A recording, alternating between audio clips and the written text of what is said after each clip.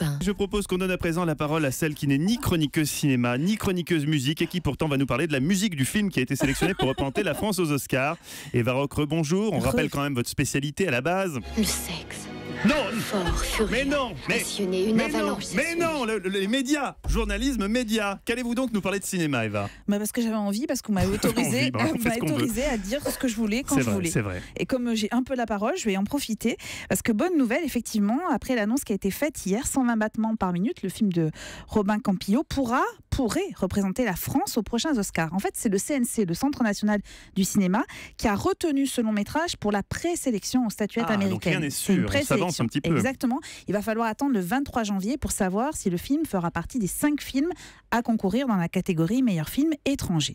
Le film est toujours en salle. Il raconte le combat d'un militant d'ACT UP, l'association de lutte contre le sida dans les années 90.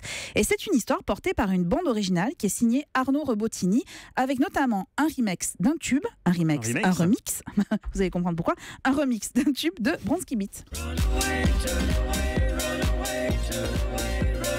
Ça, c'est le remix que vous entendez. Alors, ce morceau n'a évidemment pas été choisi par hasard. Robin Campillo tenait absolument à ce qu'il soit présent dans cette BO. D'abord parce que Jimmy Somerville, donc le chanteur du groupe, a été un militant d'ACT UP. Il avait notamment prêté son appartement à l'association pour les premières réunions. Il avait également participé à un concert de soutien pour l'association. Et par ailleurs, ce titre-là, Small Town Boy, est une référence pour la culture gay. Donc c'était extrêmement important à la fois pour le réalisateur et pour le musicien d'avoir ce titre. Je vous conseille d'ailleurs de lire les interviews d'Arnaud Rebottini, donc qui signe la musique, qui sont parus ces derniers jours, alors soit dans la presse, soit sur des sites internet comme Time Out. Il parle très très bien du poids social et politique de la musique. Et pour lui, la house des années 90, celle qu'il a inspirée là, il la qualifie de blues des gays. C'était une musique politique au départ, faite par des gens qui sont des exclus, des gens qu'on ne voulait pas voir, comme les malades du sida.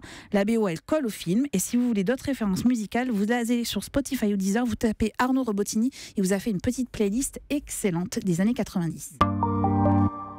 Europe